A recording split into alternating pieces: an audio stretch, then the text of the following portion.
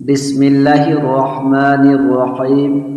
حضرت رافع رضی اللہ تعالی عنہ فرماتے ہیں کہ اللہ کے نبی جب مدینہ منورہ تشریف لائے تو وہ لوگ کھجوروں کو قلم لگا رہے تھے، یعنی کھجوروں کو گھابن کر رہے تھے، تو آپ صلی اللہ علیہ وسلم نے فرمایا تم لوگ کیا کر رہے ہو؟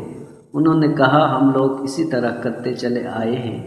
آپ صلی اللہ علیہ وسلم نے فرمایا اگر تم اس طرح نہ کرو تو شاید تمہارے لیے یہ بہتر ہو۔ انہوں نے اس طرح کرنا چھوڑ دیا تو کھجوریں کم ہو گئی۔ صحابہ کرام نے اس بارے میں آپ صلی اللہ علیہ وسلم سے ذکر کیا تو آپ صلی اللہ علیہ وسلم نے فرمایا میں ایک انسان ہوں، جب میں تمہیں کوئی دین کی بات کا حکم دوں تو تم اس کو اپنا لو، اور جب میں اپنی رائے سے کسی چیز کے بارے میں بتاؤں تو میں بھی ایک انسان ہی ہوں۔ حضرت اکرمہ کہتے ہیں کہ یا اسی طرح کچھ اور آپ صلی اللہ علیہ وسلم نے فرمایا۔